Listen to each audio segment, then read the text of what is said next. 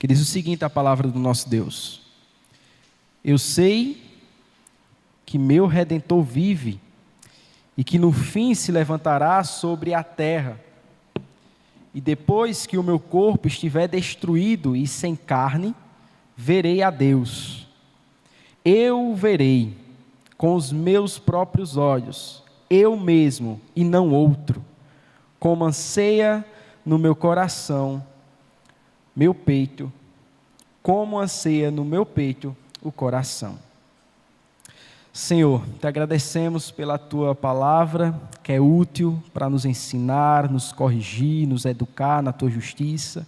E te pedimos, Senhor, fala com o teu povo, fala conosco nessa noite, em nome de Jesus. Amém.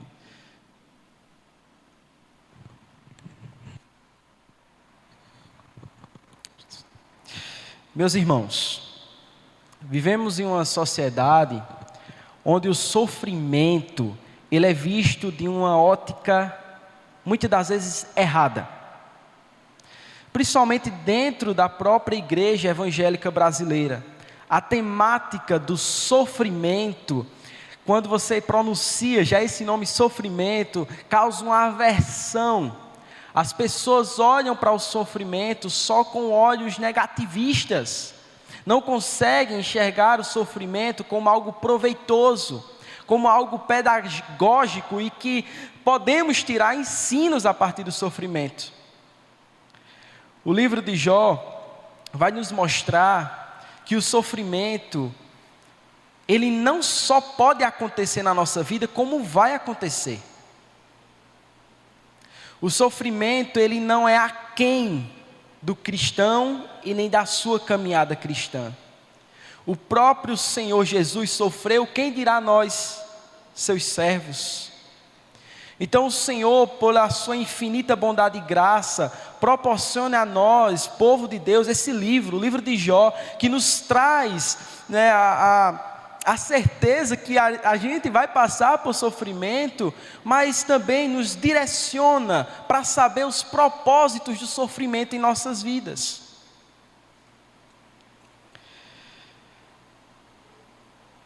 Esse livro, o livro de Jó, ele é uma narrativa bíblica da categoria, né, dos livros poéticos, uma poesia hebraica. Este livro, no capítulo 1 ao capítulo 2, vai trazer um pouco da vida deste homem, Jó. Jó, ele foi um homem real, não é um homem fictício, como a teologia liberal prega. Foi um homem que realmente existiu, e Deus, pela vida de Jó, nos mostra que somos capazes de passar por tamanho sofrimento. Então Jó foi um homem real, e a palavra de Deus vai dizer que Jó era um homem íntegro, temente a Deus, que se desviava no mal. Jó era um homem justo ao Senhor. E todo o livro de Jó, ele tem como tema o sofrimento humano, a justiça divina e a fé. O enredo começa, como eu disse aos irmãos, descrevendo quem era Jó, como era Jó, o que tinha Jó. No entanto, por permissão divina, Jó enfrenta uma série de calamidades. E você vai ver a família de Jó sendo perdida, os bens de Jó se desfalecendo, até mesmo a saúde de Jó recebendo consequências daquilo que o próprio Deus permitiu. E isso foi possível porque o próprio Satanás, né, ele chega e interroga Deus dizendo: olha, este homem, Jó, só é justo, íntegro, reto, desvia do mal, porque tu dás essas coisas a ele. Permita que eu tire. E Deus, por fim, permite, só dá uma condição: não tire, não mexa na vida de Jó. Então, Satanás tirou tudo, só não tirou a vida. Jó ainda ficou vivo, mesmo diante de toda catástrofe na sua vida. Ele é confrontado com uma dor intensa e é visitado por amigos, né, a partir desse sofrimento, que tentam explicar seu sofrimento como resultado de algumas ações pecaminosas. Então, diante daquele sofrimento que Jó estava passando, ele perdeu tudo que tinha, até mesmo a sua saúde, né? E há médicos, há cientistas que dizem que Jó não apenas estava sofrendo no aspecto físico, mas também no aspecto psicológico. Talvez Jó estava passando ali por uma depressão, né? O próprio texto vai nos relatar que Jó estava jogado às cinzas. As cinzas, no período escrito o livro de Jó, significava basicamente, para a gente entender melhor, o lixão da cidade.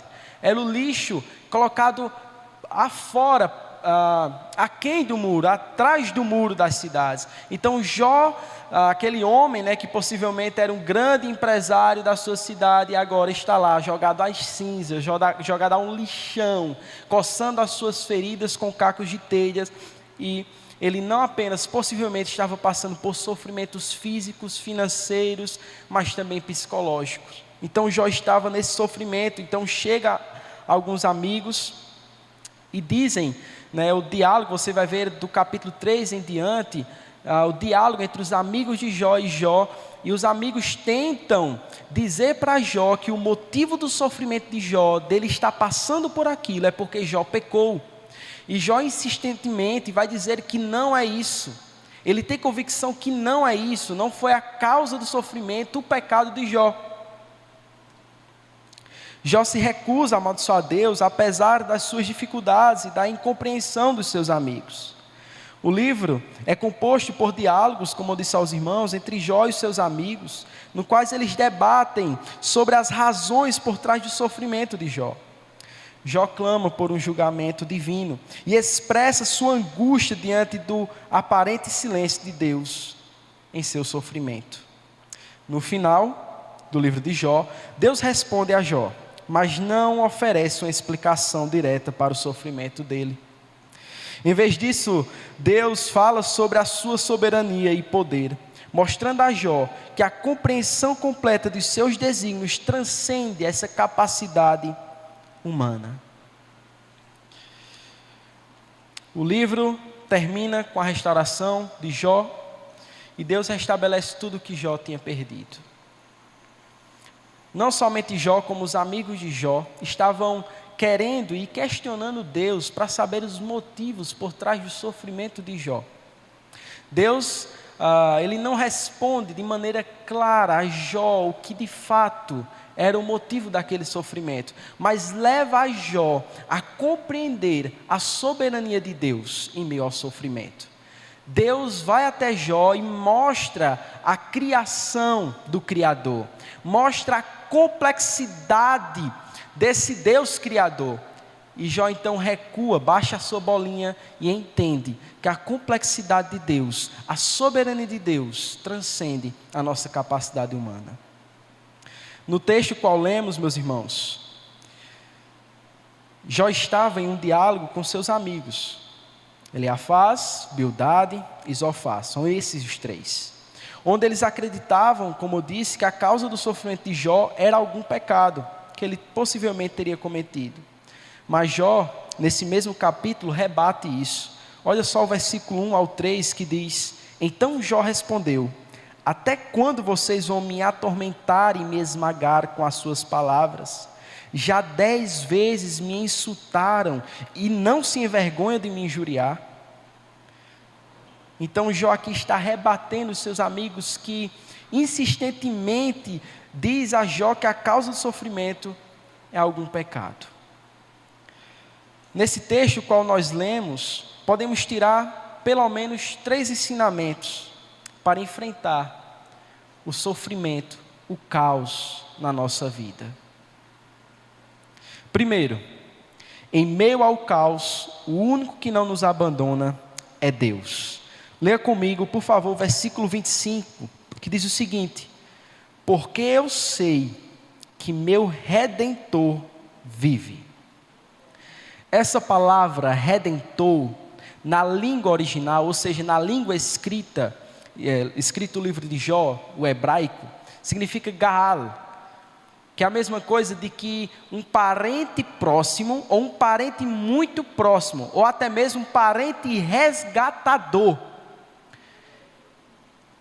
E nós compreendemos isso porque versículos anteriores, Jó vai questionar a sua solidão. Jó não apenas tinha perdido todos os seus bens, não apenas tinha perdido sua família, não apenas estava em um estado deplorável, na calamidade, mas também ele expressa uma solidão.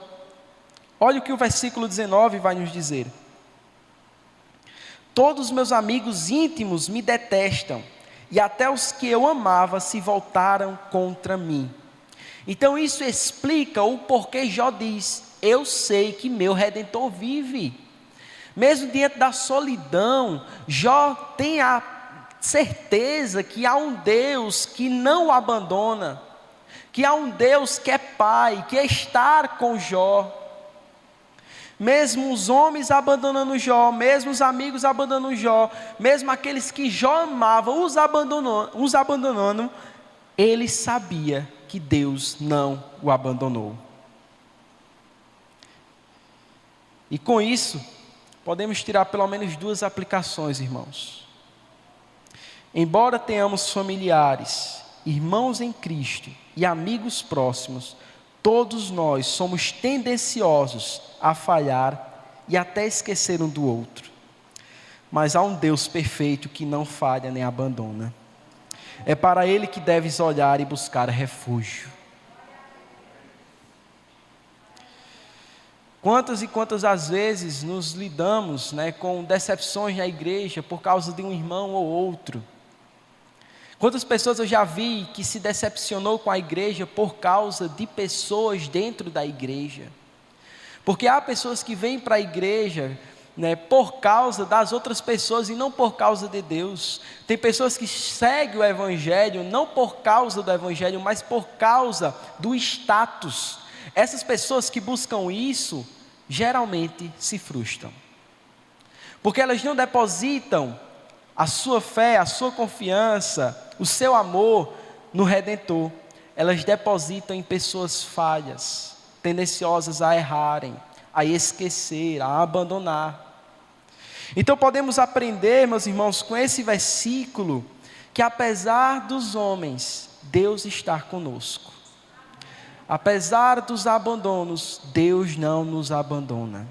Em meio ao caos das nossas vidas, Deus não nos abandona.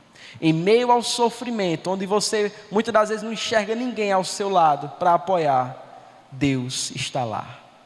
Deus não abandona. Pois bem sabemos que o nosso Redentor vive. Pois bem sabemos que Ele não nos abandonará.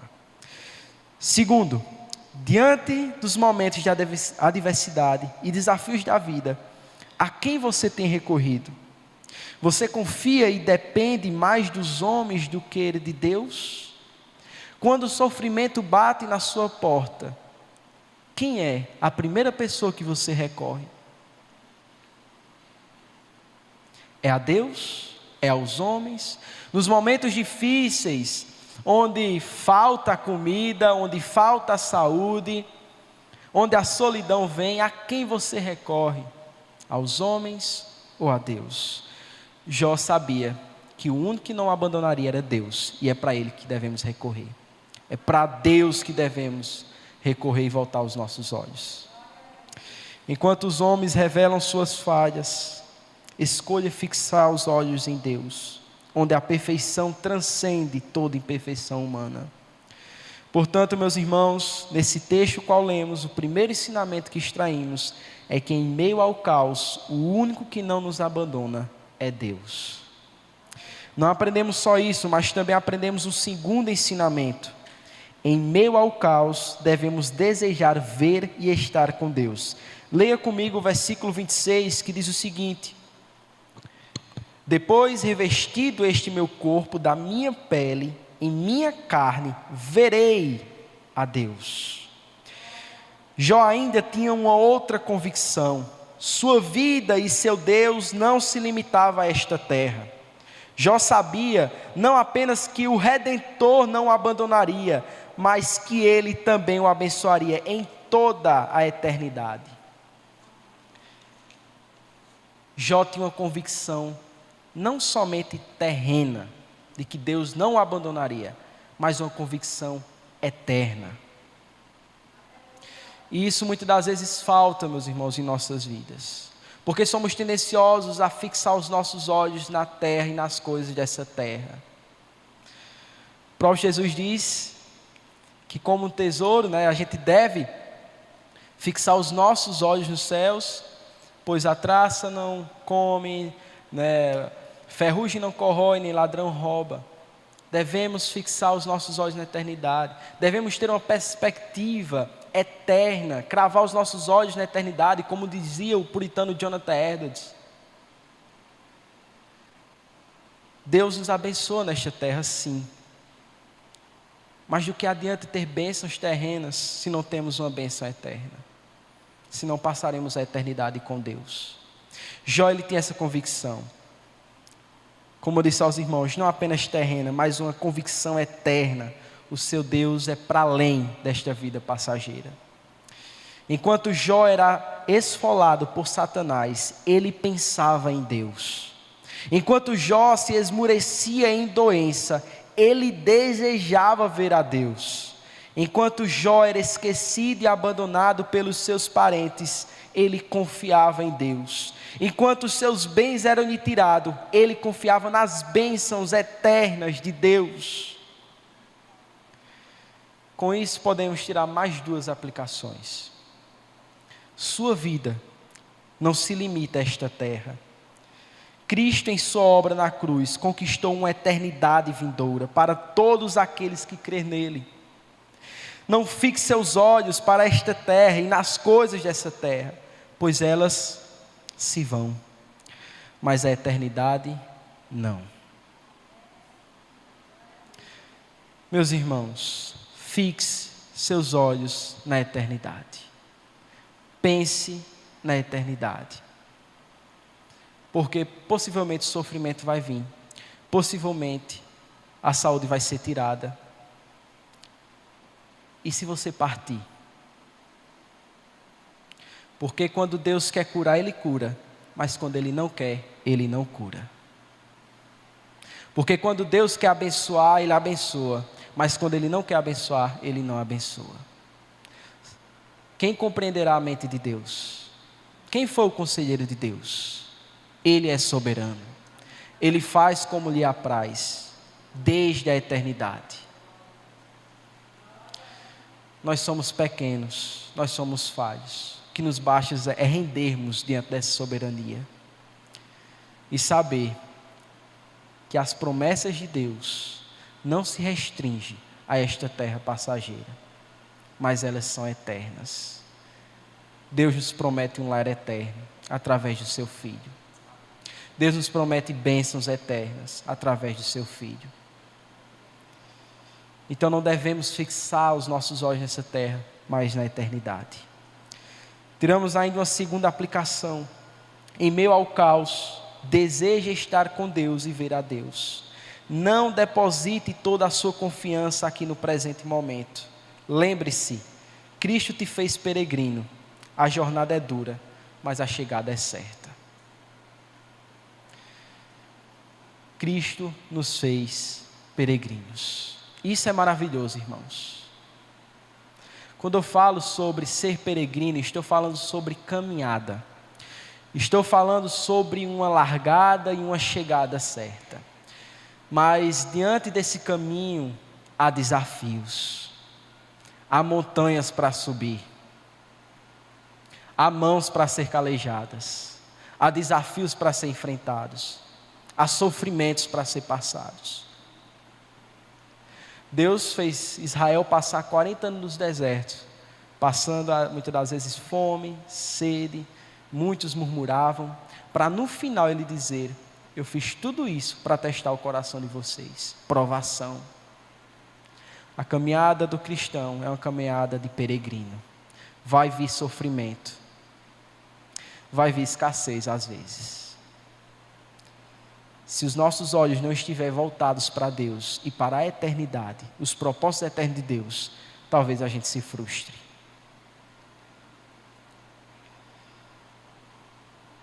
Passaremos por sofrimento, mas que nossa confiança, venhamos depositar nossa confiança em Cristo. Afinal de contas, Foi Ele que venceu o mundo. Foi Ele que conquistou a eternidade para nós. Foi Ele que nos tornou justos. E pela graça, herdaremos um céu eterno, uma eternidade. Aprendemos não apenas isso, mas ainda terceiro e último ensinamento. Em meio ao caos, devemos estar convictos que somos povo de Deus. Leia comigo o versículo 27, que diz o seguinte: eu o verei por mim mesmo, os meus olhos o verão, e não outro. De saudade, o meu coração desfalece dentro de mim. Meus irmãos, esse termo, os meus olhos o verão e não outro, o termo utilizado aqui, se refere àqueles a quem é desconhecido de Deus, ou seja, os ímpios. Portanto, Jó está convicto que Deus sabe quem são os seus. Embora Jó passasse por tanta adversidade, ele sabia que veria a Deus e estaria com Deus por toda a eternidade. Então, quando Jó ele diz aqui, eu o verei a Deus e não outros, ele está dizendo, eu sei que Deus tem os seus, eu sei que Deus tem os eleitos, eu sei que eu tenho esse Deus que é Pai, eu posso confiar a Ele, eu o verei e não os outros. Esse termo, e não os outros, se refere àqueles que são desconhecidos de Deus, aqueles que não têm a Deus, que não andam com Deus, não temem a Deus. Eu o verei e não os outros. Com isso tiramos a conclusão que em meio ao caos, meus irmãos, devemos estar convictos que somos um povo eleito de Deus. Um povo que por graça Deus elegeu antes da fundação do mundo. Somos uma nação santa, um povo de propriedade exclusiva de Deus. Para vivermos em santidade, para vivermos os propósitos e a vontade de Deus. Jó ele tinha convicção disso, que Deus tem um povo, e Deus não abandona esse povo. Deus está com esse povo, mesmo em meio ao sofrimento, mesmo em meio ao caos. Quando você estiver em momentos difíceis da vida, saiba que Cristo conquistou o título de Filho de Deus para você. João 1,12 vai nos dizer isso. Em Cristo você faz parte do povo de propriedade exclusiva de Deus para toda a eternidade. Cristo pagou o preço. Cristo conquistou essa eternidade para nós. Somos povo de Deus porque Cristo nos salvou. Em meio ao caos, em meio ao sofrimento, sempre lembre que por graça Deus o escolheu, que por graça Deus te elegeu. Dentre 7 bilhões de pessoas que há no mundo, por graça Deus te escolheu. E você é povo, propriedade exclusiva de Deus, por causa de Cristo. Mas eu quero interrogar também. Você tem certeza que faz parte desse povo? Você só terá certeza, meus irmãos, se toda a sua confiança estiver na cruz. Foi Cristo que conquistou essa certeza para nós. Se essa salvação, se essa eternidade dependesse de nós, já teríamos perdido completamente. Quantas vezes você não peca no dia? Quantas vezes você não fere a lei de Deus? Se a salvação dependesse de nós, estávamos fritos, literalmente. Mas nossa certeza dessa salvação está em Cristo, que é perfeito, imutável, que morreu na cruz do Calvário, ao terceiro dia ressuscitou para nos dar vida, pagou o preço dos nossos pecados, foi levada como ovelha muda ao matadouro, para nos salvar. É Ele que nos faz ter essa certeza que somos povo de Deus, povo de propriedade exclusiva de Deus. No momento do sofrimento, meus irmãos, saiba que há um Deus que não abandona e que Ele te elegeu por graça, que você é parte deste povo. Portanto, meus irmãos, concluímos sabendo que quanto maiores são as adversidades da vida, mais devemos estar solidificados em Cristo. Não se engane achando que por sermos cristãos e servos do Senhor, não iremos passar por sofrimento. O livro de Jó serve para nos comprovar que o povo de Deus passará por provações e sofrimento, mas essas provações servem para nos aperfeiçoar e nos tornar mais parecidos com Cristo. Em meio ao caos, Ele é Deus, portanto não tema, Ele está contigo e isto basta. Nesses versos, meus irmãos, portanto, aprendemos que em meio ao caos, o único que não nos abandona é Deus. Em meio ao caos, devemos desejar ver e estar com Deus. Em meio ao caos, devemos estar convictos que somos povo de Deus. Que não possamos ser influenciados por essas teologias, teologia como teologia da prosperidade. E eu afirmo dizer que é uma teologia satânica, porque quando Satanás vai até Deus falar sobre Jó, ele diz: Jó só tem fé porque tu deste essas coisas. A teologia da prosperidade prega que se você não tem as coisas, é porque você não tem fé. Então, se você não é curado, é por falta de fé. Se você não tem bens materiais, é por falta de fé. Foi o que Satanás fez, perguntou a Deus sobre Jó. Jó serve para nos mostrar que essa teologia é um fracasso. E mais, é uma teologia satânica. Porque mesmo em meio ao sofrimento, Jó sem saúde, sem bens, sem famílias, a fé não morreu.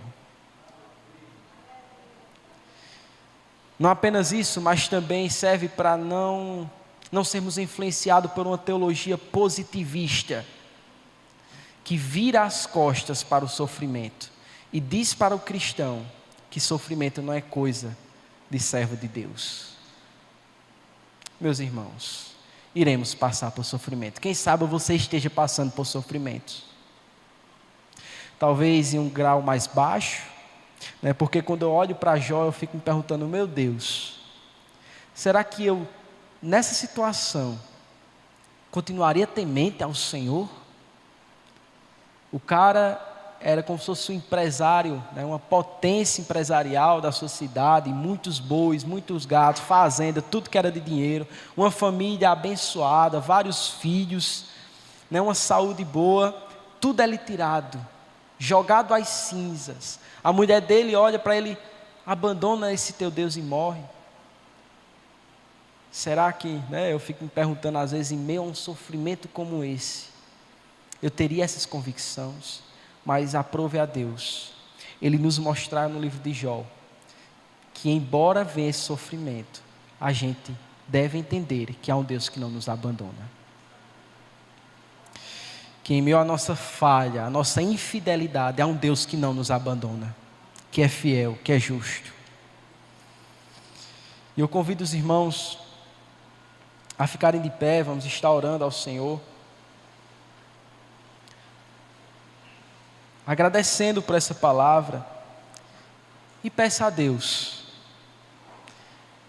que em meio ao sofrimento em sua vida, talvez você esteja passando por ele agora, você possa estar convicto que há um Deus que não abandona, que Ele é fiel, que Ele está contigo. Que em meio aos sofrimentos talvez você esteja passando, Ele te elegeu e você faz parte desse povo.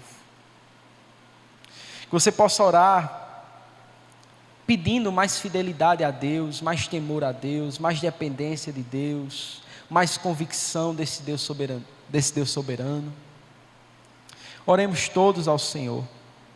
Senhor, te agradecemos por esta tua palavra, Senhor. Te agradecemos por aquilo que o Senhor nos ensinou nesta noite.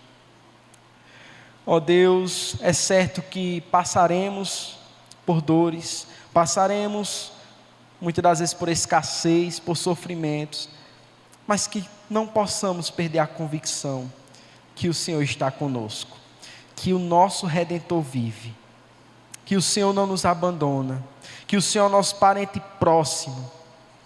Ó Deus, que em meio a um abandono, talvez, de amigos queridos, até mesmo de familiares, possamos estar convictos que temos um Pai que está ao nosso lado.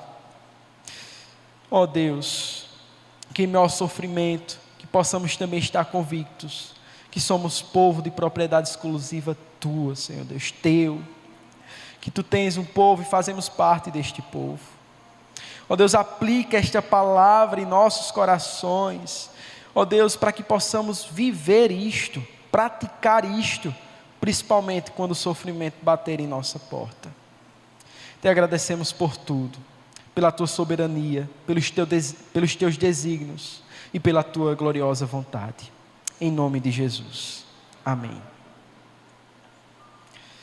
Quero agradecer, irmãos, pela oportunidade concedida de ministrar a palavra de Deus. Que o Senhor os abençoe. Graças a Deus, louvamos ao Senhor pela mensagem, pela sua vida, seminarista Pedro Rian, que Deus continue te usando mais e mais em nome do Senhor Jesus. Louvado seja Deus pelas novas vocações, futuros pastores, que Deus abençoe mais e mais para a glória de Deus. Amados, nós vamos orar, encerrar o culto. Após a bênção apostólica, os irmãos permaneçam sentados para alguns avisos pastorais. Amém? Oremos ao Senhor. Santo Deus, graças te damos por tua graça, ó Deus, pela voz do Senhor em nosso meio. Ó Deus, obrigado por este culto em honra, glória e louvor ao Deus Pai, Deus Filho e Deus Espírito Santo. Ó Senhor amado, te damos todo o louvor, que a graça do Senhor Jesus, o amor de Deus, o nosso Pai, e o poder e as consolações do poderoso Espírito Santo esteja sobre o teu povo, desde agora e para sempre. E a Igreja de Cristo diga amém. Louvado seja Deus. Amados irmãos, nós queremos louvar a Deus pelos nossos visitantes. Gostaria de saber quem nos visita pela primeira vez que está aqui conosco. Apenas levante uma de suas mãos para enxergarmos, reconhecermos aqui. Amém. Ali no fundo, nosso ministério de acolhimento chegará perto de você, tá certo? Muito obrigado pela visita, Deus abençoe. Há mais alguém, irmãos, nos visitando pela primeira vez? Só levante uma de suas mãos para podermos agradecer a sua visita. Deus abençoe os demais que têm nos visitado mais de uma vez entre nós, a irmã Ailma, sua filha Gemima, seu marido Paulo também. Que Deus abençoe em nome do Senhor Jesus Cristo. Amém? Irmãos, nós temos uns slides para passar aqui rapidamente, e nós vamos falar, amados irmãos, de um evento da nossa igreja, dia 9 de dezembro, no Parque Paraíba 1. Este evento é em parceria com a Feira das Pulgas, o evento que já acontece no Parque Paraíba